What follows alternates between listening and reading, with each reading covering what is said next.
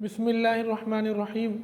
आज की हमारी डिमोस्ट्रेशन जो है वो verification of density of water है, जो कि कांस्टेंट होती है। MKS सिस्टम में पानी की डेंसिटी होती है 1000 kg पर मीटर क्यूब, और अगर CGS सिस्टम में बात की जाए तो पानी की डेंसिटी होती है 1 ग्राम पर सेंटीमीटर क्यूब।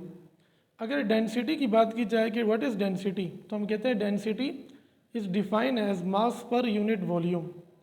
और अगर हम इसकी क्वालिटेटिव डेफिनेशन की तरह बात करें तो हम कहते हैं कि density tells us how tightly matter is packed together, कि जो मैटर है वो कितना टाइटली पैक्ड हुआ है। मिसाल के तौर पर अगर हम सॉलिड ऑब्जेक्ट की बात करते हैं तो सॉलिड ऑब्जेक्ट की डेंसिटी बहुत ज़्यादा होती है लिक्विड के मुकाबले में, क्योंकि उनकी जो मॉलिक्यूल्स होते हैं वो बहुत ज़्यादा टाइटली पैक्ड होते हैं। इसी तरह उससे कम लिक्विड की डेंसिटी होती है और लिक्विड के मॉलिक्यूल्स थोड़े फार अवे होते हैं, और सबसे जो कम डेंसिटी होती है वो होती है गैसेस की। तो गैसेस की डेंसिटी सबसे कम होगी क्योंकि उनके मॉलिक्यूल्स बहुत दूर दूर होते हैं। आज हम यहाँ पर हमारे पास एक सिरिंज है और एक इलेक्ट्रॉनिक बैलेंस है, तो हम यहाँ पर पानी की डेंसिटी को वेरीफाई करेंगे कि पानी की डेंसिटी जो कांस्टेंट होती है वो होती है 1 ग्राम पर सेंटीमीटर क्यूब CGS सिस्टम में। तो हम सबसे पहले क्या करेंगे, हमारे पास एक सिरिंज है और यहाँ पर अगर आप देखें तो ये सिरिंज में जो वॉल्यूम आ रहा है वो आ रहा है ml में, मिलीलीटर में। 1 मिलीलीटर इक्वल होता है 1 सेंटीमीटर क्यूब के। तो हम क्या कहते हैं, 1 मिलीलीटर इक्वल होता है 1 सेंटीमीटर क्यूब के। तो अब अगर मैं यहाँ पर पहले एम्प्टी उसकी मालूम करूँगा सिरिंज की, सबसे पहले हम इसका मास मालूम करेंगे।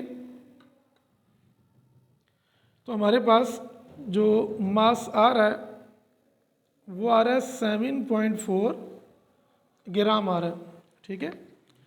अब हम क्या करेंगे, यहाँ पर 5 ml तक हम लिक्विड को फिल अप कर देंगे इसमें, और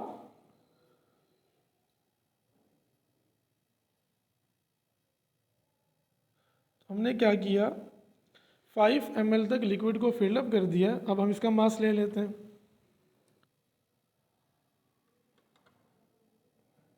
तो यह हमारे पास अब जो मास आ रहा है वो हमारे पास आ रहा है 12.4।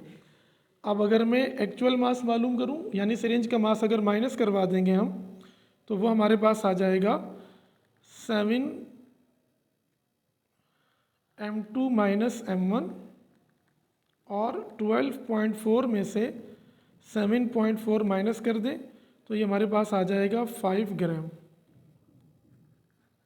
और अगर हम इसे डेंसिटी में पुट कर दें तो मास पर यूनिट वॉल्यूम, हमने कहा था 1 ml 1 सेंटीमीटर क्यूब के बराबर होता है।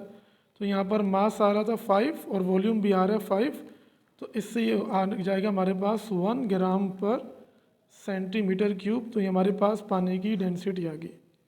ठीक, जज़ाकल्लाह।